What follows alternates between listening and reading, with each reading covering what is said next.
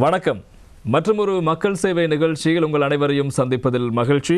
இன்றைய மக்கள் சேவை நிகழ்ச்சியிலும் ஒரு முக்கியமான விடயம் தொடர்பில் நாங்கள் பேசுவதற்கு தயாராக இருக்கிறோம். எனவே வழமை போன்று இந்த நாட்டில் இருக்கின்ற முக்கியமான விடயங்கள் அல்லது மக்கள் இந்த காலப்பகுதியில் தெரிந்து கொள்ள வேண்டிய விடயங்கள் தொடர்பில் நாங்கள் ஒவ்வொரு மக்கள் சேவை நிகழ்ச்சியினூடாக உங்களுக்கு வழங்குவது வழமை. அந்த அடிப்படையில் இப்போது அதிகளவில் பேசுபொருளாக மாறியிருக்கின்ற ஒரு முக்கியமான விடயம் தேர்தல் நடைபெறுமா இல்லையா என்பது மிகப்பெரிய ஒரு கேள்வியாக இருக்கிறது. தேர்தலுக்கான வாய்ப்பு இருக்கிறது. இது தேர்தல் கால பகுதி என்பதாக பலரும் கருத்துக்களை வெளியிட்டு வருகிறார்கள். இருந்த போதிலும் தேர்தல் நடைபெறாது என்பதை தாண்டி தேர்தல் நடைபெறுவதற்கான வாய்ப்புகளை உருவாக்குகின்ற அல்லது தேர்தல் நடத்துகின்ற விடயத்தை கையாளுகின்ற ஒரு நிறுவனம் இருக்கிறது, தேர்தல்கள் ஆணைக்குழு. எனவே அந்த ஆணைக்குழுடைய செயற்பாடுகள் தொடர்பில் நாங்கள் முக்கியமாக பேச வேண்டும். காரணம், ஒரு நாட்டினுடைய ஜனநாயகம் பாதுகாக்கப்படுகின்ற விடயத்தில் தேர்தல்கள் ஆணைக்குழுவினுடைய பங்கு மிக அளப்பரியது. எனவே ஜனநாயகத்தை உறுதிப்படுத்துகின்ற மிக முக்கியமான கருவியாக இருக்கின்ற தேர்தலை செம்மையாக செய்து முடிக்கின்ற அதிகாரமிக்க மிக முக்கியமான நிறுவனம் ஒன்றாக இருப்பது தேர்தல்கள் ஆணைக்குழு. எனவே அந்த தேர்தல்கள் ஆணைக்குழுடைய செயற்பாடுகள் தொடர்பில் மக்கள் தெரிந்து வைக்க வேண்டிய பல முக்கியமான விடயங்கள் இருக்கிறது. அந்த விடயங்கள் தொடர்பாக நாங்கள் அரசியலுக்கு அப்பால் சென்று இன்றைய தினம் இந்த தேர்தல்கள் ஆணைக்குழுவினுடைய செயற்பாடுகள் தொடர்பில் பேசுவதற்கு நாங்கள் தயாராக இருக்கிறோம். அந்த வகையில் இன்றைய தினம் இந்த தேர்தல்கள் ஆணைக்குழுவினுடைய செயற்பாடுகள் தொடர்பாக விரிவாக பேசுவதற்காக எம் கலையகம் வந்திருக்கிறார். முன்னாள் தேர்தல்கள் ஆணையாளர், தற்போதைய தேர்தல்கள் ஆணைக்குழுவின் உறுப்பினராக இருக்கின்ற எம் முகமது அவர்கள் இன்றைய நிகழ்ச்சிக்கு வந்திருக்கிறார். வணக்கம் சார். வணக்கம் பிரசன்னா. இந்த காலப்பகுதி என்பது தேர்தல் தொடர்பில் பேசப்படுகின்ற காலப்பகுதி. ஆனால் நாங்கள் தேர்தல் நடைபெறாது என்பதை தாண்டி தேர்தல் நடத்துகின்ற நிறுவனமாக இருக்கின்ற இந்த தேர்தல்கள் ஆணைக்குழு தொடர்பான விடயங்களை மக்களுக்கு தெளிவுபடுத்த போகிறோம். அந்த அடிப்படையில் இப்போது முதலாவதாக ஒரு சிறிய ஒரு குழப்பம் இருக்கிறது மக்கள் மத்தியில். நாங்கள் ஆரம்பத்தில் தேர்தல்கள் திணைக்களம் என்று கூறி வந்தோம். இப்போது தேர்தல்கள் ஆணைக்குழு என்று கூறுகிறோம். எனவே இந்த திணைக்களத்துக்கும் இந்த ஆணைக்குழுவுக்கும் இடையில் இருக்கின்ற வித்தியாசம், அதிகாரங்களில் மாற்றம் இருக்கிறதா, செயற்பாடுகளில் மாற்றம் இருக்கிறதா தொடர்பாக மக்களை சற்று தெளிவுபடுத்த வேண்டும். உண்மையில் உங்களுக்கு தெரியும், இலங்கையில் 1865 ஆண்டு முதலாக தேர்தல் ஒன்று நடைபெற்றதற்கான வரலாறு இருக்கிறது. அதாவது கொழும்பு மாநகர சபைக்கும் கண்டி மாநகர சபைக்கும் அந்த ஆண்டிலே தேர்தல் ஒன்று முதலாக நடைபெற்றது. அதற்கு பிறகு இலங்கைக்கு கொண்டுவரப்பட்ட அரசியல் சீர்திருத்தங்களில் 1910 ஆண்டு கொண்டுவரப்பட்ட குரூமெக்கலம் சீர்திருத்தம் என்ற அரசியல் சீர்திருத்தத்தின் போது இலங்கை 4 தேர்தல் தொகுதிகளாக பிரிக்கப்பட்டு சட்டவாக்க கழகத்துக்கு 4 உறுப்பினர்கள் தேர்தல் மூலம் தெரிவு செய்யப்படுவதற்கான நடவடிக்கைகள் எடுக்கப்பட்டன. அப்பொழுது கூட வரையறுக்கப்பட்ட வாக்குரிமை காணப்பட்டது. அதாவது எல்லோருக்கும் வாக்குரிமை இருக்கவில்லை, குறிப்பிட்ட சிலருக்கு மாத்திரம் வாக்குரிமை இருந்தது. அந்த வகையிலே அந்த நேரங்களில் தேர்தலை நடாத்துவதற்கென்று ஒரு வேறுபட்ட நிறுவனம் இருக்கவில்லை. 1931 ஆண்டு முதலாக இலங்கைக்கு சர்வஜன வாக்குரிமை கிடைக்கப்பெற்ற போது கூட அதற்கான ஒரு நிறுவனம் இருக்கவில்லை. அப்பொழுதெல்லாம் அந்தந்த காலங்களில் பதிவாளர் நாயகம், அதே திணைக்களம், அதே போன்று ஒவ்வொரு மாவட்டத்தின் செயலாளர், மாவட்ட அரசாங்க அதிபர்கள், இவர்களின் பங்கேற்போடு தான் தேர்தல்கள் நடாத்தப்பட்டன. ஆனால் 1946 ஆண்டு அளவிலே இலங்கையில் 2 தேர்தல்கள் திணைக்களங்கள் உருவாக்கப்பட்டன. ஒன்று உள்ளூராட்சி சபை தேர்தல்களை நடாத்துவதற்கு உள்ளூராட்சி சபை தேர்தல் திணைக்களமும், பாராளுமன்ற தேர்தலை நடாத்துவதற்கு பாராளுமன்ற தேர்தல்கள் திணைக்களம் என்றும் 2 தேர்தல் திணைக்களங்கள் இருந்தன. 1956 ஆண்டு இந்த 2 தேர்தல் திணைக்களங்களும் ஒன்றிணைக்கப்பட்டு இலங்கை தேர்தல்கள் திணைக்களம் என்ற ஒரு திணைக்களம் உருவாக்கப்பட்டது.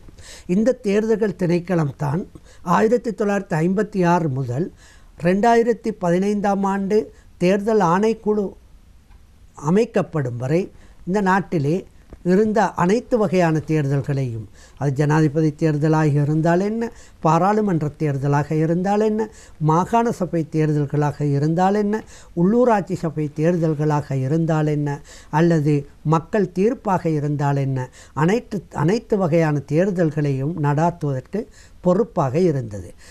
முதலாக 2001 ஆண்டு கொண்டு வரப்பட்ட அரசியலமைப்புக்கான 17ஆம் திருத்தத்தின் மூலம்தான் இந்த தேர்தல் ஆணைக்குழு என்ற விடயம் இலங்கையின் சட்டத்துக்குள் உள்வாங்கப்பட்டது. 17ஆம் திருத்தத்தின் போதும் 18ஆம் திருத்தத்தின் போதும் தேர்தல் ஆணைக்குழு என்ற விடயம் உள்வாங்கப்பட்டாலும் கூட அவை அந்த தேர்தல் ஆணைக்குழுக்கள் அமைக்கப்படவில்லை. ஆனால் 2015ஆம் ஆண்டு 19ஆம் திருத்தம் அரசியலமைப்புக்கான திருத்தம் கொண்டு வரப்பட்ட பொழுது தான் முதலாக 2015ஆம் ஆண்டு நவம்பர் மாதம் 13ஆம் தேதி இலங்கை வரலாற்றிலே தேர்தல் ஆணைக்குழு என்ற ஒன்று உருவாக்கப்பட்டது. அப்பொழுது 3 பேர்களை கொண்ட ஆணைக்குழு முன்னாள் தேர்தல்கள் ஆணையாளர் ஆக இருந்த திரு மஹிந்த தேசப்பிரிய அவர்களை தவிசாளராகவும் ஜனாதிபதி சட்டத்தரணி திரு நளின் அபேசேகர, பேராசிரியர் திரு ரத்னஜீவன் ஹூல் என்ற 2 உறுப்பினர்களையும் கொண்டதாக அந்த தேர்தல் ஆணைக்குழு இயங்கியது. அந்த தேர்தல் ஆணைக்குழுவின் கீழ்தான் ஏற்கனவே தேர்தல் திணைக்களமாக இயங்கி வந்த தேர்தல்கள் ஆணையாளரும் அவருடைய ஏனைய அலுவலர்களும் மாவட்ட மட்டத்திலே இருக்கின்ற தேர்தல் அலுவலகங்களும் இயங்கின. அதன் பின்னர் 20ஆவது திருத்தம் கொண்டு வரப்பட்ட பொழுது தேர்தல் ஆணைக்குழுவின் உறுப்பினர்களின் எண்ணிக்கை 5ஆக உயர்த்தப்பட்டது. 5ஆக உயர்த்தப்பட்டதோடு 5 ஏற்கனவே தெரிவு செய்யப்பட்டிருந்த தேர்தல் ஆணைக்குழுவின் பதவிக்காலம் 5 ஆண்டுகள் என்பதனால் அந்த 5 ஆண்டுகள் முடிவடைந்தவுடன் மீண்டும் ஒரு தேர்தல் ஆணைக்குழு தெரிவு செய்யப்பட்டது. அந்த தேர்தல் ஆணைக்குழுவின் தவிசாளராக தற்பொழுது ஜனாதிபதியினால் தெரிவு செய்யப்பட்ட அந்த தேர்தல் ஆணைக்குழுவின் தவிசாளராக சட்டத்தரணி நிமல்ஜி புஞ்சிஹேவா அவர்கள் தவிசாளராகவும், நானும் அதே போன்று திரு எஸ்பி திவாரத்ன, திரு கேபிபி பதிரன, திருமதி சார்ல்ஸ் ஆகிய 4 உறுப்பினர்களாகவும் தற்பொழுது பணியாற்றி கொண்டிருக்கின்றோம். எமது தேர்தல் ஆணைக்குழுவுக்கு கீழே தான் தேர்தல்கள் ஆணையாளர் நாயகமும் அவருக்கு கீழே உள்ள அனைத்து அதிகாரிகளும் இப்பொழுது கடமையாற்றி கொண்டிருக்கிறார்கள்.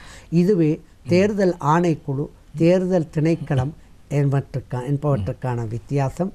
காலத்தின் ஓட்டத்தினால் மாற்றம் பெற்று பெயர் மாற்றம் பெற்று வந்த ஒன்று தான் தேர்தல் திணைக்களமும் தேர்தல் ஆணைக்குழு.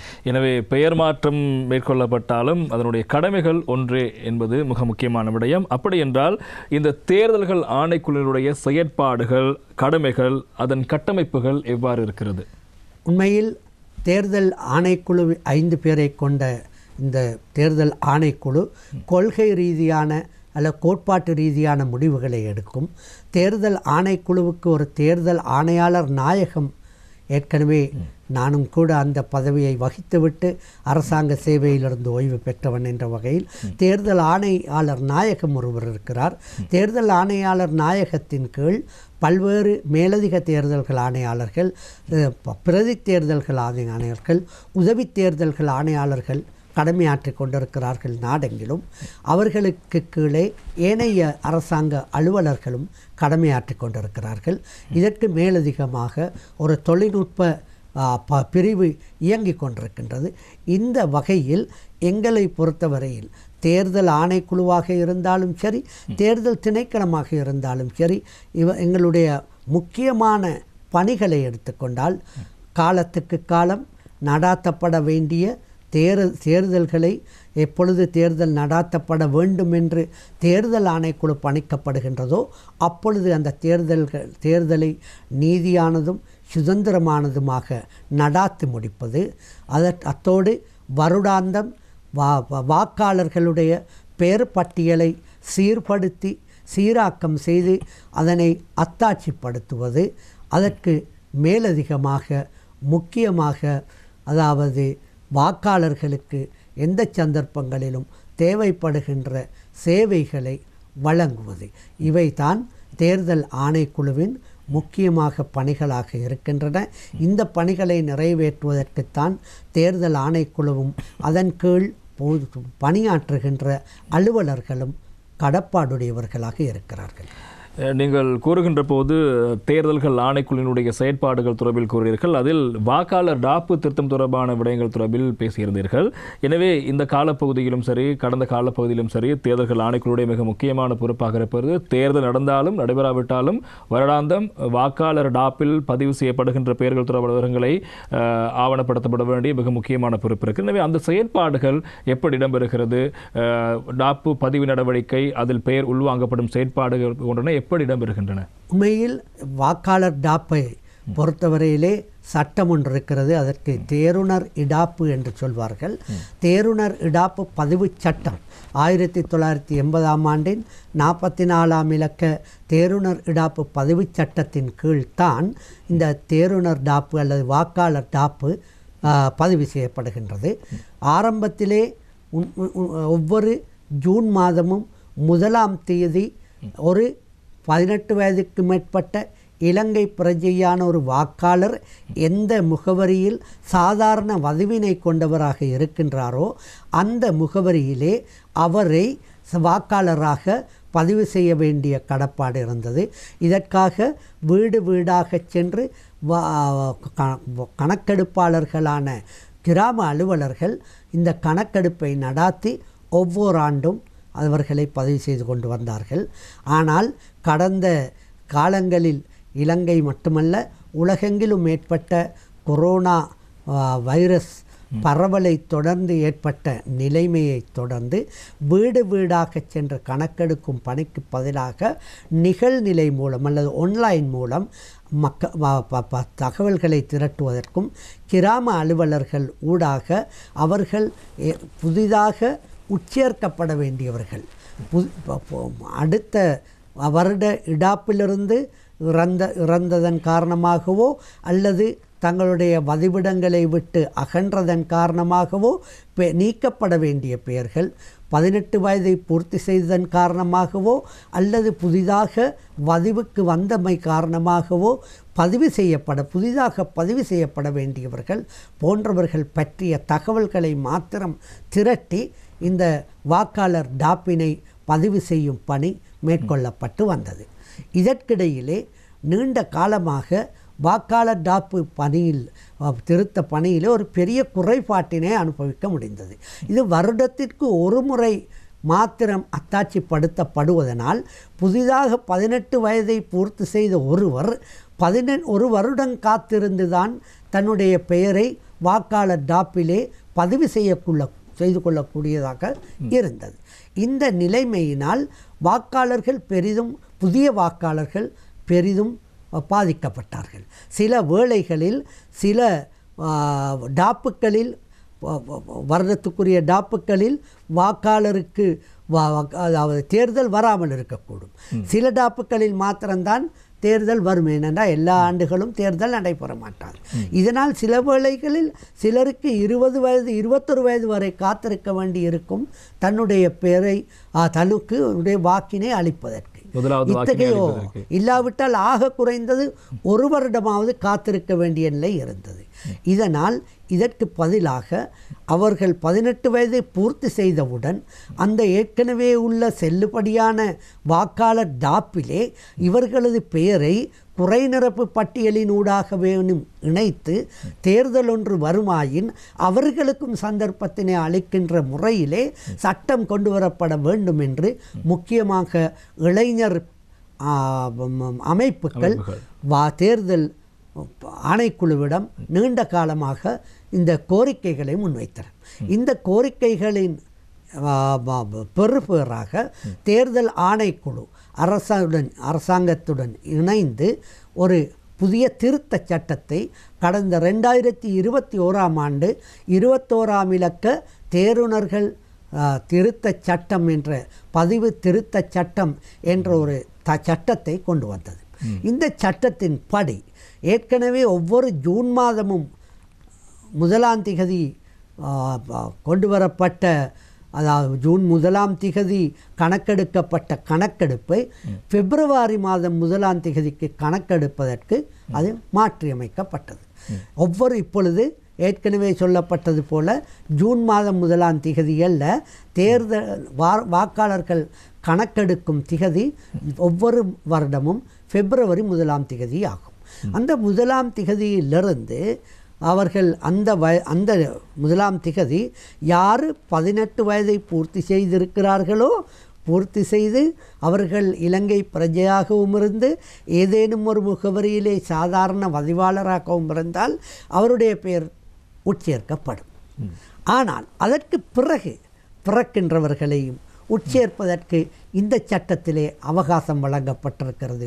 ஒவ்வொரு 4 மாதங்களுக்கும் ஒரு முறை 18 வயது பூர்த்தி செய்தவர்களின் பட்டியல் ஒன்றை தயாரித்து அந்த பட்டியலின்படி அந்த பட்டியலிலே உள்ள குறைபாடுகள் நீக்கப்பட்டு அது அத்தாட்சிப்படுத்தப்பட்டு ஏற்கனவே உள்ள வலுவில் உள்ள வாக்காளர் டாப்போடு ஒரு குறைநிரப்பு பட்டியலாக அல்ல ஒரு சப்ளிமெண்ட்ரி லிஸ்டாக அது உட்சேர்க்கப்படும்.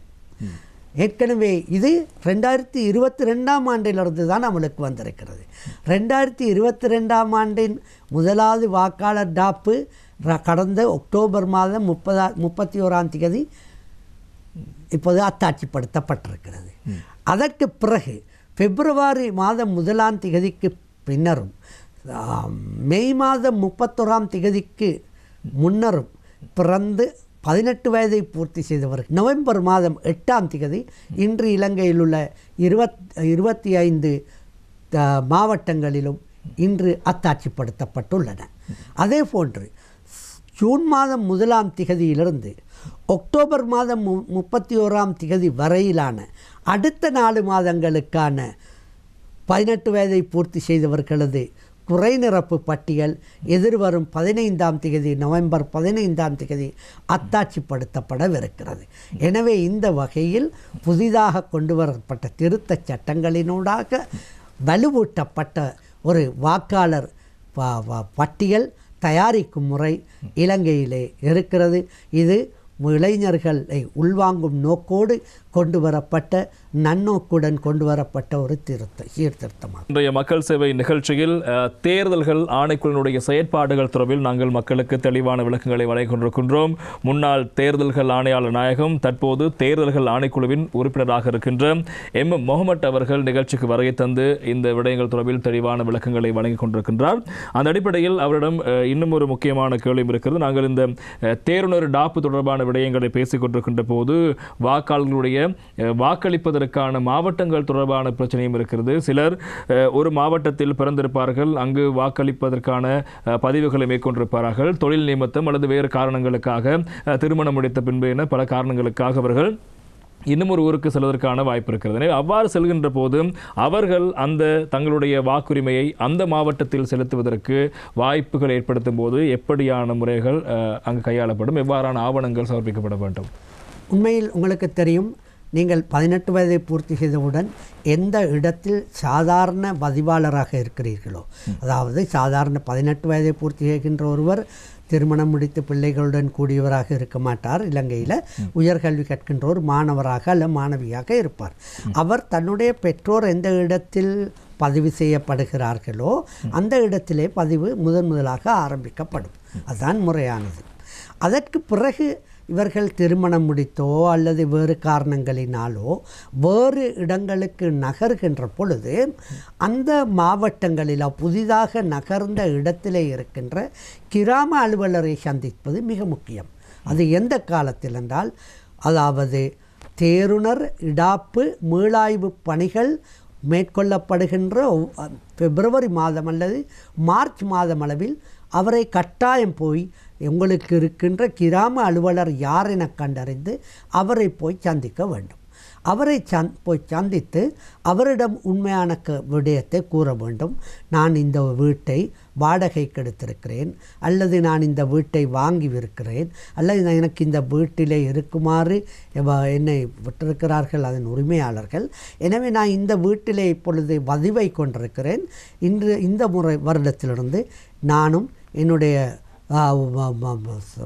துணைவர் அல்லது துணைவியும் அல்லது பிள்ளைகளும் இந்த இடத்தில் பதிவு செய்யப்பட வேண்டும் என்று கூற வேண்டும். அப்பொழுது அவர் சில வேளைகளில் கேட்கக்கூடும் உங்களிடம், நீங்கள் ஏற்கனவே பதிவு செய்யப்பட்டிருந்த கிராம அலுவலரிடமிருந்து கடிதம் எடுத்து வந்திருக்கிறீர்களாண்டு.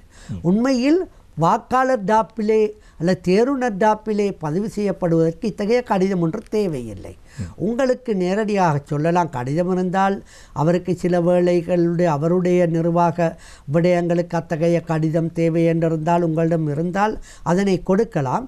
ஆனால் நீங்கள் கடிதம் எடுத்து வரவில்லை என்று வைத்துக்கொண்டால் நீங்கள் கடிதம் எடுக்க செல்ல வேண்டியதில்லை. தேர்வுனர் டாப்பிலே பதிவு செய்யப்படுவதற்காக நேரடியாக அவரிடம் கூறுங்கள், என்னிடம் அந்த முகவரி இருக்கிறது, அந்த முகவரியை தரலாம். அந்த முகவரியை தந்தால் அதனை தேர்வுனர் அதாவது தேர்தல் ஆணைக்குழுவின் மாவட்ட அலுவலகத்தில் உள்ளவர்கள் அதனை பரிசீலித்துக் கொள்வார்கள் தானே என்று கூறி உங்களுடைய தகவல்களை அவரிடம் இருக்கின்ற ஒரு அந்த விண்ணப்ப படிவத்திலே நிரப்பிக் கொடுக்கலாம். ஆனால் ஒன்றை நீங்கள் செய்ய வேண்டும். அதிலே 7ஆம் நிரல் என்று ஒரு நிரல் வருகிறது. அதிலே கேட்கப்பட்டிருக்கும், ஏற்கனவே நீங்கள் எந்த மாவட்டத்தில் எந்த தேர்தல் தொகுதியில் எந்த கிராம அலுவலர் பிரிவில் எந்த முகவரியில் வாக்காளராக பதிவு செய்யப்பட்டிருந்தீர்கள் என்று அதனை கட்டாயம் நீங்கள் குறிக்க வேண்டும். ஏன் இதனை குறிக்க வேண்டும் என்றால், தேர்தல் அலுவலகத்தில் உள்ளவர்கள் உங்களுடைய இந்த முகவரியில் இம்முறையும் உங்களது பெயர் பதிவு செய்யப்படுவதற்காக பரிந்துரை செய்யப்பட்டிருக்கிறதா இல்லையா என்பதை கண்டறிவதற்காக அந்த முகவரி தேவைப்படுகிறது. எனவே அத்தோடு கட்டாயம் உங்களது தேசிய அடையாள அட்டை இலக்கம் வழங்கப்பட வேண்டும். ஏனென்றால் அவற்றின் ஊடாகத்தான் இலங்கை முழுவதிலும் உள்ள வாக்காளர்கள் ஒன்றுக்கு மேற்பட்ட முகவரிகளில் பதிவு செய்யப்படுவதற்கான கோரிக்கைகளை சமர்ப்பித்திருக்கிறார்களா இல்லையா என்று கண்டறிய வேண்டியிருக்கிறது. ஏனென்றால் தேர்தல் சட்டங்களிலே முக்கியமாக கூறப்பட்டிருக்கிறது, ஒருவருக்கு ஒன்றுக்கு மேற்பட்ட தகைமை அளிக்கக்கூடிய முகவரிகள் இருந்தாலும் அவருக்கு தன்னுடைய வாக்கினை பதிவு செய்ய முடிவது அவற்றுள் ஒரே ஒரு முகவரியின் கீழ் மாத்திரமே என்பது. அப்படியான ஒரு விடயம் இருக்கும்போது சில வேளைகளில் இந்த பரிட்சித்த நடவடிக்கைகள் சாதகமாகாமல் ஒருவர் 2 அல்லது 3 தொகுதிகளில் தன்னுடைய பெயரை பதிவு செய்திருந்து அந்த தொகுதிகளில் வாக்கும் அளித்திருந்தால் அது எப்படியான பிரச்சனையை கொண்டு வரும்? உண்மையில் அது ஒரு காலத்தில் நிகழ்ந்தது இந்த நாட்டிலே. இப்பொழுது இது கணனிமயப்படுத்தப்பட்டிருப்பதனால் எந்த வாக்காளரும் 2 இடங்களில் பதிவு செய்யப்படுவதற்கு முடியாது. ஒரே தேசிய அடையாள அட்டையின் கீழ் அதற்கு எமது சிஸ்டம் அல்லது எமது அந்த தொழில் அந்த முறைமை கணனி முறைமை அதற்கு இடமளிப்பதில்லை. அவருக்கு ஒரு கடிதம் வரும், நீங்கள் 2 இடங்களில் பதிவுக்காக விண்ணப்பித்திருக்கிறீர்கள், இதில் எந்த முகவரியின் கீழ் உங்களது பதிவு இருக்க வேண்டும் என்று நீங்கள் விரும்புகின்றீர்கள் என்று எங்களுக்கு அறிவியுங்கள். ஒரு வாரத்துக்குள் நீங்கள் அறிவிக்காவிட்டால் தேர்தல் ஆணைக்குழு உங்களை எந்த முகவரியில் பதிய வேண்டும் என்று முடிவெடுக்கும் என்று அறிவிக்கப்படும். எனவே இப்பொழுதெல்லாம் அவ்வாறு முடியாது. அவ்வாறு முடிந்தாலும் கூட அவருடைய பெயர் 2 இடங்களில் பதிவு செய்யப்பட்டிருப்பது கண்டறியப்பட்டால் அந்த 2 வாக்குச்சாவடிகளுக்கு உள்ள எஸ்பிஓ என்று அழைக்கப்படுகின்ற அதற்கு பொறுப்பாக இருக்கின்ற சிரேட்ட தலைமை தாங்கும் அலுவலர்களிடம் நாங்கள் MR மல்டி ரெஜிஸ்ட்ரேஷன் என்ற ஒரு லிஸ்ட் ஒன்றை அவர்கிட்ட கொடுத்து வைப்போம். இவர் எந்த முகவரி எந்த வாக்குச்சாவடிக்கு போனாலும் நீங்கள் அந்த வாக்குச்சாவடியில் வாக்கு அளித்தீர்களா இல்லையா என்று ஒரு வெளிப்படுத்துமாறு கேட்டுக்கொள்வார். அவர் நான் அங்கு வாக்களிக்கவில்லை என்று வெளிப்படுத்தினால் மாத்திரமே அவருக்கு வாக்குச்சீட்டு வழங்கப்படும். இல்லாவிட்டால் அவருக்கு வாக்குச்சீட்டு வழங்கப்படாது. அத்தோடு அவர் ஏற்கனவே வாக்களித்துள்ளார் என்பதை தெரிந்து கொள்வதற்கு முடிந்தால் அவர் கள்ள வாக்கு அளிப்பதற்காக வருகை தந்த ஒருவர் என்ற வகையில் கைது செய்யப்பட்டு போலீசாரிடம் ஒப்படைக்கப்படுவார். இந்த வாக்காளர்கள் இன்னும் ஒரு தொகுதியிலிருந்து மற்றும் ஒரு தொகுதிக்கு மாற்றப்படுகின்ற போது அவர்களுடைய நீங்கள் கூறினீர்கள் சில வேளைகளில் அவர்கள் வாடகை வீட்டில் இருந்தால் அல்லது ஒருவர் குத்தகைக்கு வாங்கி இருந்தால் அந்த வீட்டு உரிமையாளர்கள் அவர்கள் அந்த வீட்டை அடிப்படையாக அந்த முகவரியை அடிப்படையாக வைத்து இங்கு வாக்காளர்களாக பதிவு செய்வதற்கான அனுமதியை வழங்க வேண்டுமா? இல்லை. அது எந்த விதத்திலும் நாம் எதிர்பார்ப்பதில்லை. ஆனால் சில வாடகை உரிமையாளர்கள், வாடகை வீடுகளின் அல்ல குத்தகை வீடுகளின் உரிமையாளர்கள் அத்தகைய நிபந்தனைகளை விதிப்பதாக கேள்விப்பட்டதுண்டு. ஆனால் எந்த காரணம் கொண்டும் அத்தகைய அவருடைய அனுமதி தேவைப்பட மாட்டாது. ஒருவர் வதிவாக இருந்தால் அது சாதாரண வதிவு என்பது ஒன்றில் நிரந்தர வதிவை குறிக்கிறது அல்லது தற்காலிக வதிவை குறிக்கிறது. நிரந்தர வதிவாக இருந்தாலும் தற்காலிக வதிவாக இருந்தாலும் அது சாதாரண வதிவு அல்லது நார்மல் ரெசிடென்சி என்று சட்டத்திலே விளக்கப்பட்டுள்ள அந்த வரைவிலக்கணத்துக்குள் உட்படுத்தப்பட்டவர்களாக கருதப்படுகிறார்கள். எனவே அந்த வகையிலே வீட்டு உரிமையாளரின் அனுமதி பெறப்பட வேண்டும் என்ற விடயமில்லை. அதற்கு எதிராக யாராவது வீட்டுரிமையாளர்கள் அவர்களை பதிவு செய்வதற்கு இடமளிக்கவில்லையாயின் அவர்களுக்கு எதிராக நடவடிக்கை எடுக்க முடியும். அதேபோல் இன்னும் ஒரு கேள்வி இருக்கிறது. இப்போது தேர்தல் இடம்பெறுகின்ற ஒரு காலப்பகுதி என்றால் அதிகளவாக சிலர் தங்களுடைய சொந்த ஊர்களை விட்டு வேறு இடங்களுக்கு வருகை தந்து, உதாரணமாக கூறப்போனால் கொழும்புக்கு அதிகளவான வருகை தந்து தொழில் புரிகின்ற நிலைமை இருக்கிறது. எனவே அவர்கள் வாக்களிக்கின்ற போது தங்களுடைய சொந்த ஊர்களுக்கு சென்றேதான் வாக்களிக்க வேண்டுமா, அல்லது அவர்கள் இப்போது வேலை செய்து கொண்டிருக்கின்ற இடத்திலிருந்து வாக்களிப்பதற்கான வாய்ப்புகளை தேர்தல்கள் ஆணைக்குழு உருவாக்கி கொடுத்துள்ளதா, அல்லது இதுவரை அப்படியான ஏற்பாடுகள் இல்லையா? இதுவரை அப்படியான ஏற்பாடுகள் இல்லை. ஆனால் ஒன்று இருக்கிறது. ஒவ்வொரு வாக்குச்சாவடியில் ஒவ்வொரு வாக்காளருக்கும் தான் அந்த வாக்களிப்பு தினத்தன்று வாக்களிக்க செல்வதற்கான லீவினை, தொழில் செய்கின்ற இடத்திலிருந்து லீவினை, அவர் அரசாங்க உத்தியோகத்தராக இருந்தாலும் சரி, தனியார் நிறுவனம் ஒன்றின் உத்தியோகத்தராக இருந்தாலும் சரி, அவருக்கு கட்டாயம் லீவு வழங்கப்பட வேண்டும் என்று சட்டம் கூறுகிறது. எந்த அளவுக்கென்றால் அவருடைய ஆக குறைந்தது 4 மணித்தியாலங்கள் வழங்கப்பட வேண்டும். உண்மையில் அவருடைய நிறுவனம் அமைய பெற்றிருக்கின்ற இடத்திலிருந்து 100 மீட்டர் தூரத்திலே அவருடைய வாக்களிப்பு நிலையம் இருந்தாலும் கூட அவர் 4 மணித்தியால விடுமுறையை பெறுவதற்கு தகைமையுடையவராகின்றார். அப்படி விடுமுறை வழங்கப்படாமல் விடத்து உண்மையில் அந்த தொழில் தருணர்கள் குற்றவாளிகளாக கருதப்படுவார்கள். ஆனால் இந்த விடுமுறை 4 மணித்தியாலங்கள் ஆக குறைந்தது என்றிருந்தாலும் சிலர் மிக தூர பகுதிகளுக்கு செல்ல வேண்டியிருக்கிறது. 2-3 நாட்கள் செல்லக்கூடும். ஒரு நாள் போக வேண்டியிருக்கும், ஒரு நாள் இருந்து அடுத்த நாள் வர வேண்டியிருக்கும். இத்தகைய சந்தர்ப்பங்கள் ஏற்படுகின்ற விடத்து அவர்களுக்கு கூடுதலான காலம் கொடுக்கப்பட வேண்டியிருக்கும். ஆனால் அதனை தீர்மானிக்க வேண்டியவராக இருப்பவர் சட்டத்தின்படி தொழில் தருணர். இந்த இடத்திலே தொழில் பெறுநரை பொறுத்தவரையில் அவர், அதாவது தொழில் புரிகின்றவர் தனக்கு விடுமுறை வேண்டுமென்று எழுத்து மூலம் கோரிக்கை சமர்ப்பிக்க வேண்டும். எழுத்து மூல கோரிக்கை கிடைக்க பெற்றதற்கு பிறகுதான் அவர் கருதுகின்ற, அதாவது தொழில் தருணர் அல்லது அந்த தொழிலின் உரிமையாளர் கருதுகின்ற காலத்துக்கு அவருக்கு விடுமுறை வழங்கப்பட வேண்டும். ஆனால் இப்பொழுதெல்லாம் தேர்தல் ஆணைக்குழுவும் தொழில் திணைக்களமும் ஒன்றிணைந்து ஒவ்வொரு கிலோமீட்டர், அதாவது 40 கிலோமீட்டருக்கு குறைவாயின் ஒரு நாள் என்றும், 40 கிலோமீட்டருக்கும் 150 கிலோமீட்டருக்கும் இடைப்பட்ட தூரமாயின் 2 நாட்கள் என்றும், அதற்கு மேற்பட்டவர் தூரம் செல்ல வேண்டியிருப்பின் 3 நாட்களும் அவர்கள் தொழில் தருணர்கள் அந்த தொழிலாளிகளுக்கு விடுமுறை வழங்க வேண்டும் என்று கூறியிருக்கிறது. சட்டத்திலே கூறியிருக்கிறது. இந்த கோரிக்கை விடுக்கப்பட்டதற்கு பிறகும் ஒரு தொழில் உரிமையாளர் அந்த விடுமுறையை வழங்கவில்லை என்றால் அவர் சட்டத்தின் மூலம் தண்டிக்கப்படக்கூடியவராக இருக்கிறார். இன்றைய மக்கள் சேவை நிகழ்ச்சியில் தேர்தல்கள் ஆணைக்குழுவின் உறுப்பினர், முன்னாள் தேர்தல்கள் ஆணையாளர் நாயகமாக இருந்தவர் முகமட் அவர்கள் நிகழ்ச்சிக்கு வருகை தந்து தேர்தல்கள் ஆணைக்குழுவின் செயற்பாடுகள் தொடர்பில் மக்களுக்கு இருக்கின்ற சந்தேகங்களை தீர்த்து கொண்டிருக்கிறார். அந்த அடிப்படையில் இன்னும் பல கேள்விகள் இருக்கிறது அவரிடம் கேட்பதற்கு. எனவே அந்த அடிப்படையில் இன்னும் ஒரு கேள்வி, முக்கியமான கேள்வி. நாங்கள் ஏற்கனவே நீங்கள் கூறியது போன்று இந்த தேர்தல்கள் ஆணைக்குழுவினுடைய சட்ட ஏற்பாடுகள் தொடர்பான விடயம் பேசியிருந்தோம். அதாவது தொழில் வழங்குனர்கள், தொழிலாளர்களுக்கு வழங்க வேண்டிய விடுமுறை தொடர்பான விடயங்கள் தொடர்பில் நாங்கள் பேசியிருந்தோம். ஆனால் இப்போது பாராளுமன்றத்தினூடாக இந்த தேர்தல் தொடர்பான விடயங்களை ஆராய்வதற்காக முறைகள் தொடர்பான விடயங்களை ஆராய்வதற்காக தெரிவுக்குழு ஒன்று அமைக்கப்பட்டது.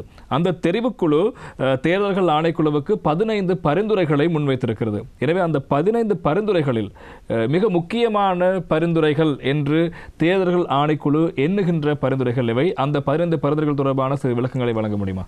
மேல் பாராளுமன்றத்தினால் தெரிவு செய்யப்பட்ட தெரிவுக்குழு தேர்தல் சட்டங்களை திருத்தம் செய்வதற்கான தெரிவுக்குழு தேர்தல் ஆணைக்குழுவின் கோரிக்கைக்கு அமைய தெரிவு செய்யப்பட்டது. தற்போதைய பிரதமர், உள்ளூராட்சி மற்றும் மாகாண சபைகள் பொது நிர்வாக அமைச்சருமான திரு தினேஷ் குணவர்தன அவர்களுடைய தலைமையிலே அந்த தெரிவுக்குழு தெரிவு செய்யப்பட்டது. அந்த தெரிவுக்குழு தன்னுடைய பரிந்துரையை தேர்தல் ஆணைக்குழுவுக்கு அல்ல, மாறாக பாராளுமன்றத்திற்கு சமர்ப்பித்திருக்கின்றது. அதை சட்டத்திலே பின்வரும் திருத்தங்கள் கொண்டு வர வேண்டும் என்று கூறியிருக்கிறது.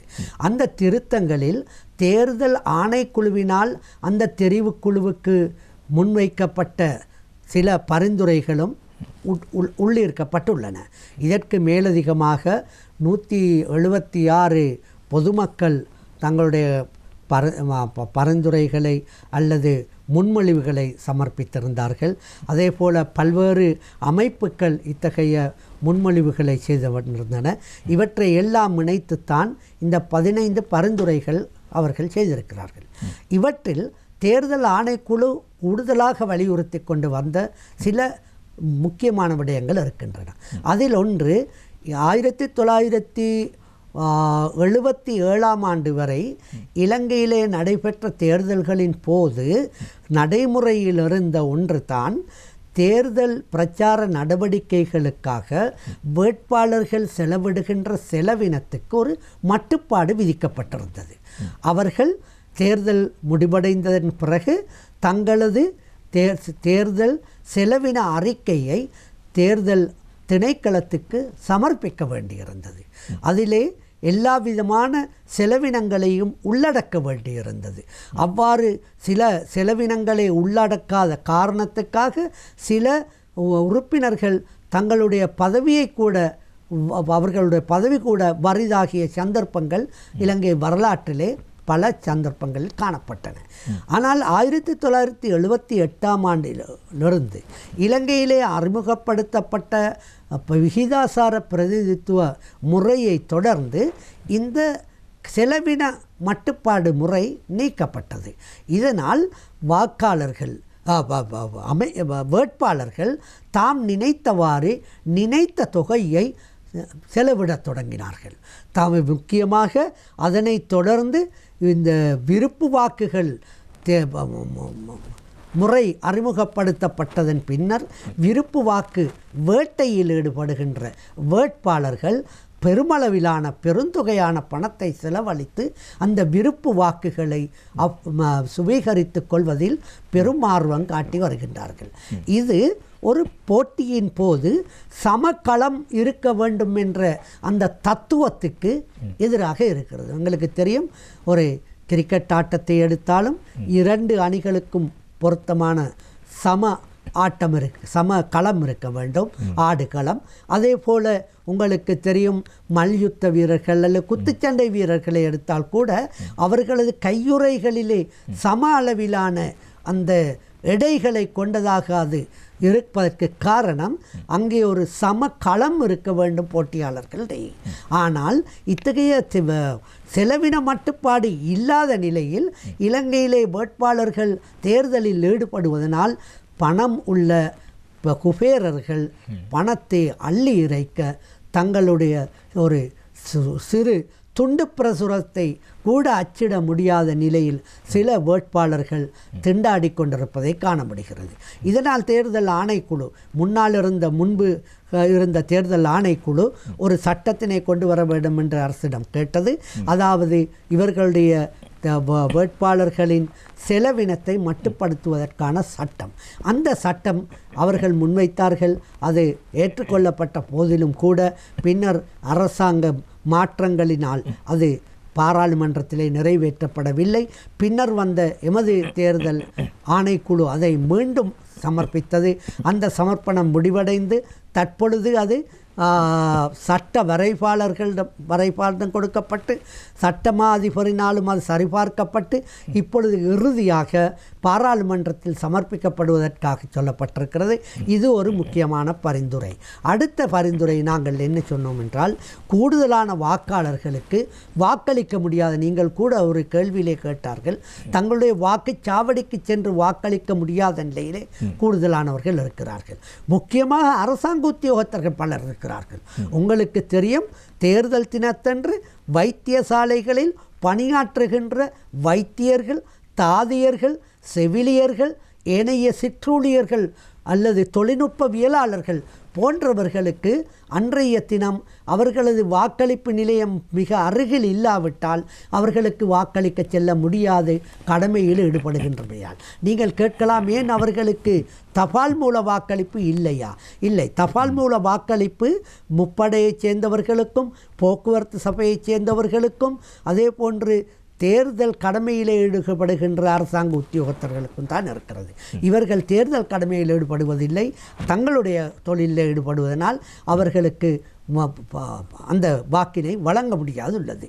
இதல்லாமல் நீங்கள் எடுத்து பாருங்கள், சர்வதேச விமான நிலையங்கள் இலங்கையில் இருக்கின்றன, அவற்றில் பணியாற்றுகின்றவர்கள். துறைமுகம் இருக்கிறது, அவற்றில் பணியாற்றுகின்றவர்கள்.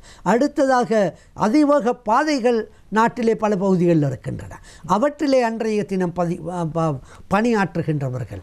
இதுபோக உங்களுக்கு தெரியும், ஊடகவியலாளர்கள் அவர்கள் நாடெங்கிலும் இருந்து கொழும்பிலே வந்து சில வேளைகளில் தேர்தல் நாளன்று மும்முரமாக பணியில் ஈடுபட்டிருப்பார்கள். தங்களது வீட்டு பக்கம் அவர்களுக்கு தலை காட்ட முடியாமல் இருக்கும் சில காலங்களில் 2-3 வாரங்கள். அதே போன்று இன்னும் பலர் இருக்கிறார்கள். தேர்தல் கண்காணிப்பு பணிகளில் ஈடுபடுகின்ற கண்காணிப்பு நிறுவனங்கள் இருக்கின்றன.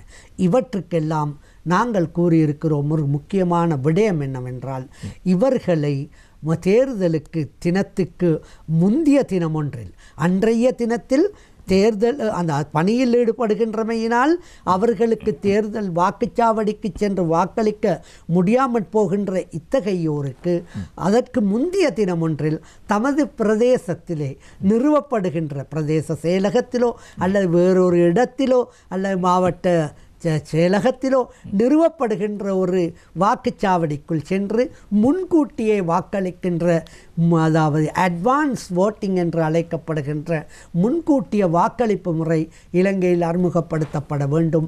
இலங்கை பல நாடுகளில் இது நடைமுறையில் இருக்கிறது. உண்மையில் இதனை ஏர்லி ஓட்டிங் அல்ல முன்கூட்டிய வாக்களிப்பு முறை என்று சொல்வார்கள். இதனை நாங்கள் பரிந்துரை செய்தோம், அது ஏற்றுக்கொள்ளப்பட்டிருக்கிறது. இதற்கு மேலதிகமாக எங்களுக்கு தெரியும், இன்னும் சில வாக்காளர்களுக்கு வாக்களிக்க முடியாமல் இருக்கிறது. வைத்தியசாலைகளில் தரித்திருந்து சிகிச்சை பெறுகின்ற நோயாளர்கள், அதே போன்று விளக்கமறியலில் வைக்கப்பட்டிருக்கின்ற, நான் சிறை தண்டனை அனுபவிப்பவர்களை பற்றி கூறவில்லை, அவர்களுக்கு ஒரு குறிப்பிட்ட ஒரு கால எல்லைக்கு மேற்பட்ட தண்டனை வழங்கப்பட்டிருந்தால் அவர்களுக்கு வாக்களிக்க முடியாதென்று இலங்கை சட்டத்தில் இருக்கிறது. ஆனால் விளக்கமறியலில் வைக்கப்பட்டவர்கள் இலங்கையிலே நிறைய பேர் இருக்கிறார்கள். பிணையில் வராமல் அதாவது வழக்குகளின் குற்றத்தீர்ப்பு அளிக்கப்படுவதற்கு முன்பு விளக்கமறியல் வைக்கப்பட்டிருக்கின்றவர்கள்.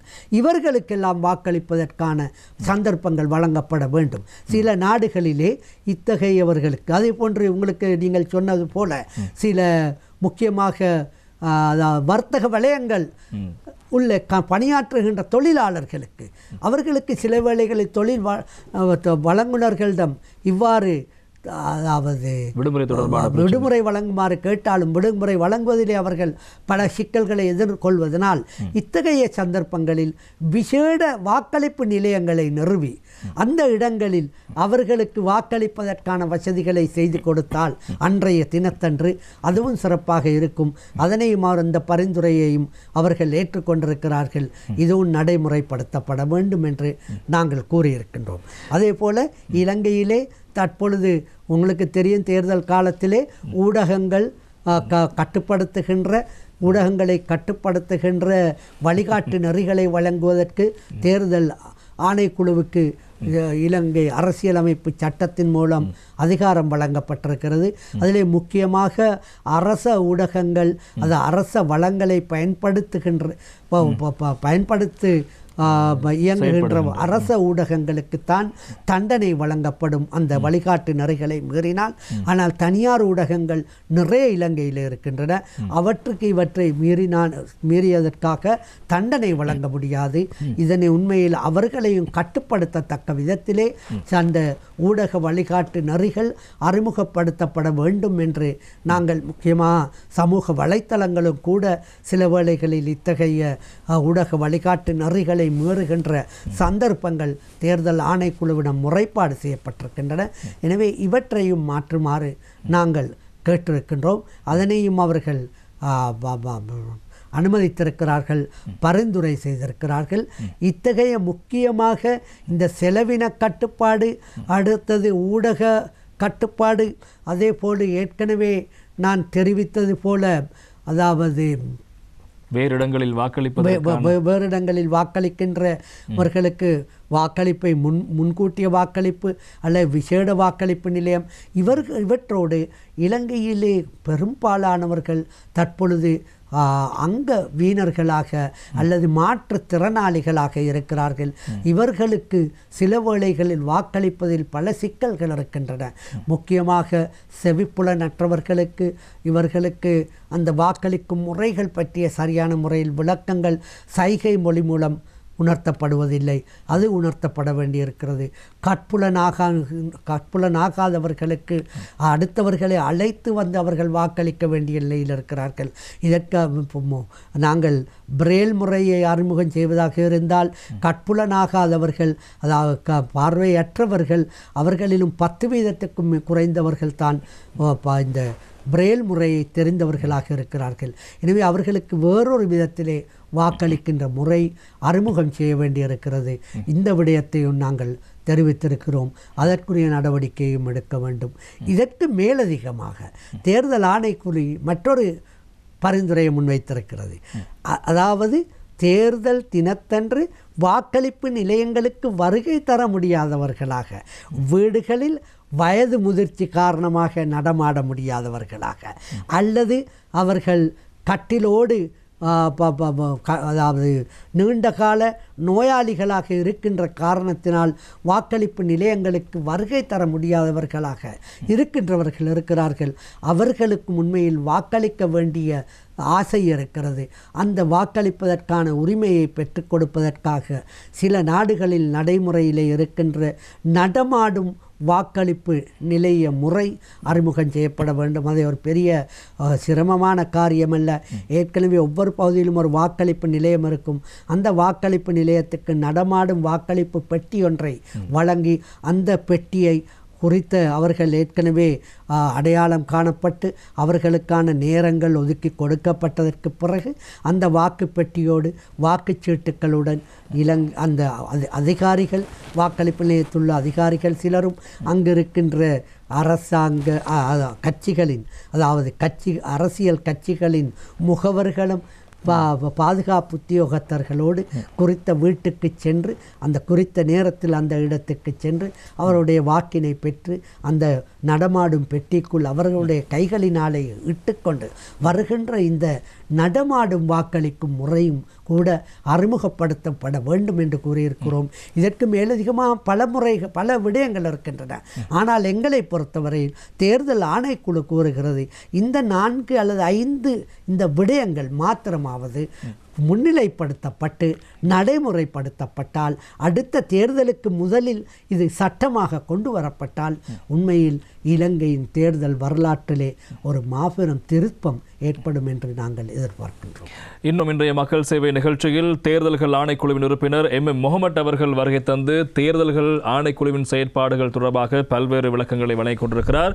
அவரிடம் இன்னும் ஒரு கேள்வி இருக்கிற, நாங்கள் ஏற்கனவே நீங்கள் பேசிய போது கூறிய முக்கியமான விடயம், இந்த தொழில்நுட்ப ரீதியான விடயங்களை அணுகுவதில் தேர்தல்கள் ஆணைக்குழுவுடைய செயற்பாடு தொடர்பில் நாங்கள் பேச வேண்டியிருக்கிறது. காரணம், கடந்த காலங்களில் பேசப்பட்ட அதிகமான விடயம் பெலட் பேப்பர், அதாவது தேர்தலுக்கு பயன்படுத்துகின்ற இந்த பேப்பர்கள், கடதாசிகள் பற்றாக்குறை தொடர்பான விடயங்கள் பேசப்பட்டது. ஆனால் சில நாடுகளில், இந்தியா உட்பட்ட சில நாடுகளில் இலத்திரனியல் வாக்களிப்பு முறை அறிமுகப்படுத்தப்பட்டிருக்கிறது. எனவே இவ்வாறு இருக்கையில் தேர்தல்கள் ஆணைக்குழு இந்த நடைமுறையில் தேர்தல் வாக்களிப்பு தொடர்பான விடயங்களிலோ அல்லது பதிவு தொடர்பான விடயங்களிலோ எவ்வாறான தொழில்நுட்ப வசதிகளை பயன்படுத்தி கொண்டிருக்கிறது, எவ்வாறான விடயங்களை இன்னும் எதிர்பார்த்து காத்திருக்கிறது? உண்மையிலே நான் இந்த இடத்துல முக்கியமாக கூற வேண்டும், வாக்காளர்கள் உங்களுக்கு தேவையான பல்வேறு சேவைகளை தேர்தல் ஆணைக்குழுவிடமிருந்து பெற வேண்டி இருக்கிறது. அந்த சந்தர்ப்பங்கள் எல்லாம் உங்களுக்கு எமது கணனி முறை அறிமுகப்படுத்தப்பட்டு முக்கியமான விடயங்கள், சேவைகளை பெற்றுக்கொள்வதற்கான வழிகள் இருக்கின்றன. ஒன்றுதான் உங்களுக்கு தேர்தல் வாக்காளர் டாப்பிலே பெயரை பதிவு செய்வதற்கான காலப்பகுதியிலே நீங்கள் எங்களுடைய இணையதளத்தில் பிரவேசித்து நிகழ்நிலை மூலம், ஆன்லைன் மூலம் அங்கு இருக்கின்ற ஒரு அதாவது விண்ணப்பத்தினை பூர்த்தி செய்து உங்களுக்கு நேரடியாக அனுப்பி வைக்க முடியும். அவை உங்களது மாவட்டம், நீங்கள் எந்த மாவட்டத்தில் பதிவை கொண்டிருக்கிறீர்களோ அந்த மாவட்டத்துக்கு அது சென்றுவிடும். அவர்கள் அதற்குரிய நடவடிக்கை எடுப்பார்கள். கிராம அலுவலர்களுக்கு அனுப்பி உங்களுடைய சிபார்சினை பெற்றுக்கொள்வார்கள் உங்களை பற்றிய. எனவே அந்த விடயங்களிலே உங்களுக்கு இப்பொழுது ஈடுபடும் முடியும். அதே போல் நீங்கள் வாக்காளர் டாப்பினில் உள்ள பிரதிகளை பெற்றுக்கொள்வதற்காக உங்களுக்கு பல்வேறு விடயங்களுக்காக உங்கள் வாக்காளர் டாப்பின் அத்தாட்சிப்படுத்தப்பட்ட பிரதிகள் பெற வேண்டியிருக்கிறது. இப்பொழுது நாங்கள் இந்த தொழில்நுட்ப முறையை பயன்படுத்தி ஏற்கனவே அந்தந்த மாவட்டங்களில் பதிவு செய்யப்பட்டுள்ள வாக்காளர்கள் அந்தந்த மாவட்ட தேர்தல் அலுவலகங்களுக்கு சென்று தான் இந்த வாக்காளர் டாப்பின் அத்தாட்சிப்படுத்தப்பட்ட பிரதியை பெற முடிந்தது. இப்பொழுது அப்படியல்ல. யாழ்ப்பாணத்திலே இருக்கின்ற ஒரு வாக்காளர் தன்னுடைய யாழ்ப்பாணத்துக்குரிய அத்தாட்சிப்படுத்தப்பட்ட வாக்காளர் டாப்பு பிரதியை கொழும்பிலும் பெற்றுக்கொள்ளலாம். கொழும்பு தேர்தல் அலுவலகத்துக்கு சென்றால் உடனடியாக அவருக்கு அது பெற்றுக்கொள்வதற்கான வசதி இருக்கிறது. எனவே எந்த மாவட்டத்திற்கு சென்றாலும் தங்களுடைய அத்தாட்சிப்படுத்தப்பட்ட வாக்காளர் டாப்பு பிரதியை பெற்றுக்கொள்ள முடியும். இதற்கு மேலதிகமாக உங்களுக்கு அத்தாட்சிப்படுத்தப்பட்ட வாக்காளர் டாப்பு பிரதி இல்லாமல் உங்களுக்கு சாதாரணமாக உங்களது பதிவு தொடர்பான வெளிப்படுத்துகை ஒன்று தேவைப்படுகிறது. நீங்கள் எங்களுடைய இணையதளத்துக்குள் பிரவேசித்து அங்கே இருக்கிறது இ-சேவை என்ற ஒரு சேவை, அதிலே சென்று நீங்கள் வாக்காளர் டாப்பின் வெளிப்படுத்துகையை பெற்றுக்கொள்ள வேண்டும் என்று அதிலே இருக்கின்ற ஐக்கனை நீங்கள் பூர்த்தி செய்தால், அதாவது ஐக்கனுக்குள் சென்று உங்களது தேசிய அடையாள அட்டை இலக்கத்தை நீங்கள் பதிவு செய்தால் உங்களது வீட்டுக்கு, அதாவது வீட்டில் உள்ள அனைத்து வாக்காளர்களையும் உள்ளடக்கிய ஒரு வெளிப்படுத்துகை தேர்தல் ஆணையாளர் நாயகத்தின், அதாவது கம்ப்யூட்டரைஸ் கணனிமயப்படுத்தப்பட்ட கையொப்பத்தோடு உங்களுக்கு அது கிடைக்கும். அதனை நீங்கள் உங்களுடைய ஆண்ட்ராய்டு ஃபோனில் கூட டவுன்லோட் செய்து உங்களுக்கு பிரிண்ட் அவுட்டாக எடுத்தால் ஒரு சாதாரண விடயங்களுக்கு பயன்படுத்தி கொள்ள முடியும். அதே போல் உங்களுக்கு 5 ஆண்டுகளுக்கு பாடசாலை மாணவர்களை சேர்ப்பதற்காக 5 ஆண்டுகளுக்குரிய வாக்காளர் டாப்பின் தகவல்களை கேட்பார்கள். உங்களுக்கு இலங்கை தேர்தல்கள் ஆணைக்குழுவின், அதாவது காவலாளிகள் இருக்கின்ற அந்த காவல் கூடத்துக்கு சென்றால் அந்த இடத்தில் போல் உங்கள் ஐடென்டி கார்டு நம்பரை கொடுத்தால் அவர்கள் அங்கே இருக்கின்ற ஒரு கியோசன், ஒரு இயந்திர பொறி இருக்கிறது. அதிலிருந்து உங்கள் 5 ஆண்டுகளுக்குரிய தகவல்களையும் ஒரே சீட்டில், ஒரே தாளிலே அவர்கள் அச்சிட்டு தருவார்கள். அது உங்களுக்கு உங்களுடைய விண்ணப்பத்தை நிரப்புவதற்கு மிக இலகுவாக இருக்கும். அதே போன்று கொழும்பு தேர்தல் அலுவலகம் இருக்கிறது நாரகன்பேட்டையில், அங்கு கூட அதனை உங்களுக்கு பெற்றுக்கொள்ள முடியும். இது தவிர பல்வேறு விடயங்கள் இருக்கின்றன. அதாவது இவ்வாறு நீங்கள் வழங்குகின்ற இந்த வாக்காளர் டாப்பின் தகவல்களை உறுதிப்படுத்திக் கொள்வதற்காக பாடசாலைகள் அல்லது அந்த நிறுவனங்கள் இவற்றுக்கு தேர்தல் ஆணைக்குழுவின் இந்த கணனி முறைமைக்குள் உட்பிரவேசிக்கிறதுக்கு ஆனால் வசதிகள் செய்து கொடுக்கப்பட்டிருக்கின்றன. அவர்கள் தேர்தல் ஆணைக்குழுவோடு உரையாடி அதற்குரிய விண்ணப்பத்தை நிரப்பி கொடுத்தால் அவர்களுக்கு இந்த தகவல்களில் இருக்கின்ற தகவல்கள் உண்மையானவையா இல்லையா என்பதை ருசுப்படுத்திக் கொள்வதற்காக எமது தகவல் மையத்தோடு நேரடியாக அவர்களுக்கு தொடர்பு கொள்வதற்கான வசதிகள் செய்து கொடுக்கப்பட்டிருக்கின்றன. இவ்வாறு எங்களுடைய வாக்காளர்களுடைய சேவைகளை மிக இலகுவாக பெற்றுக்கொள்வதற்கும் அவற்றை உறுதிப்படுத்திக் கொள்வதற்குமான நடவடிக்கைகளை தேர்தல் ஆணைக்குழு பெற்று வழங்கியிருக்கிறது. அதே போல் தேர்தல் காலங்களிலே தேர்தல் ஆணைக்குழு கடமையாற்ற இருக்கின்றவர்கள் தபால் மூலம் வாக்களிப்பதற்காக தங்களுடைய தபால் மூல விண்ணப்பங்களை கூட இந்த நிகழ்நிலை மூலம் அனுப்பி வைக்கலாம். அதே போன்று எதிர்காலத்திலே இன்னும் பல விடயங்கள் உள்வாங்கப்பட இருக்கின்றன. முக்கியமாக அலுவலர்களை கணக்கெடுக்கும் பணிகளையும் தேர்தல் ஆணைக்குழு நிகழ்நிலை மூலம் மேற்கொள்வதற்கான நடவடிக்கைகளை எடுத்திருக்கிறது. கடைசியாக நீங்கள் ஒன்று கேட்டீர்கள், இந்த எலக்ட்ரானிக் தேர்தல் வாக்களிக்கும் முறை இலங்கையில் அறிமுகப்படுத்தப்படுவது தொடர்பாக சட்டத்திலே பல சிக்கல்கள் இருக்கின்றன. ஒன்று தான் சட்டத்திலே இருக்கின்ற எல்லா ஏற்பாடுகளிலும் போல் கூறப்பட்டிருக்கிறது, ஒரு வாக்குச்சீட்டு வாக்காளருக்கு வழங்கப்பட வேண்டும்.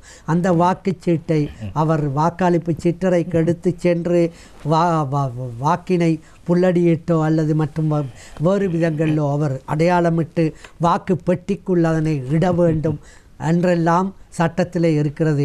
இவையெல்லாம் சட்டத்தினால் மாற்றப்பட வேண்டும். அதே போல் இலங்கையிலே மட்டுமில்லை, இந்த உலகத்திலே உள்ள பல நாடுகளிலும் இந்த எலக்ட்ரானிக் தொழில்நுட்ப முறையை கை கொண்டவர்கள் சிலர் அதனை மாற்றிக்கொண்டிருக்கிறார்கள். ஏனால் தொழில்நுட்பம் மாறும் பொழுது இந்த முறைகளும் மாறிக்கொண்டிருக்கின்றன. இத்தகைய நிலையில் இலங்கையில் இத்தகைய ஒரு முறையை கை கொண்டால் அது அடிக்கடி மாற்றங்களுக்கு உட்படுகின்ற பொழுது பிரச்சனைகள் உருவாகும். என்றாலும் அத்தகைய முறைகள் கொண்டு வரப்பட வேண்டும் என்பதில் இலங்கை தேர்தல் ஆணைக்குழுவும் எதிர்பார்க்கின்றது. ஆனால் அது பலராலும் ஏற்றுக்கொள்ளப்பட்டதாகவும் அனைவரும் ஏற்றுக்கொள்ளக்கூடியதாகவும் அதை நீண்ட பரிசீலனைகளுக்கு பின்பு நடைமுறைப்படுத்தப்பட வேண்டிய ஒன்றாகவும் இருக்கிறது.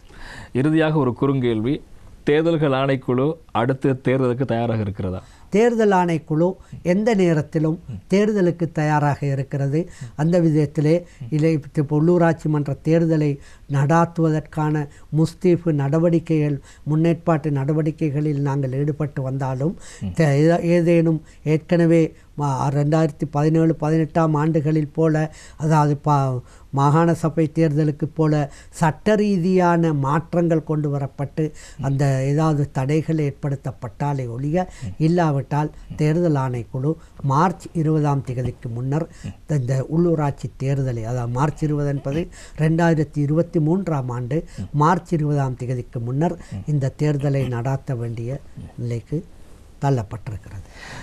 எனவே நாங்கள் இன்று அரசியலை கடந்து, தேர்தல்கள் ஆணைக்குழு என்றால் அரசியலை கடந்து நாங்கள் இன்றைய தினம் தேர்தல்கள் ஆணைக்குழுடைய செயற்பாடுகள், அவர் முன்னெடுக்கின்ற நடவடிக்கைகள் தொடர்பான விடயங்களை பேசியிருந்தோம். எனவே இது தேர்தல் தொடர்பாக பேசுகின்ற விடயம் அல்ல, இது தேர்தல்கள் ஆணைக்குழு தொடர்பாக நாங்கள் பேசிய விடயங்கள். எனவே தேர்தல்கள் ஆணைக்குழு மக்களுக்காக அல்லது ஜனநாயகத்தை உறுதிப்படுத்துகின்ற இந்த செயல்முறைக்காக அவர்கள் மேற்கொள்கின்ற நடவடிக்கைகள் தொடர்பாகவும் அவர்கள் இருக்கின்ற பொறிமுறைகள் தொடர்பாகவும் நாங்கள் விரிவாக பேசியிருந்தோம்.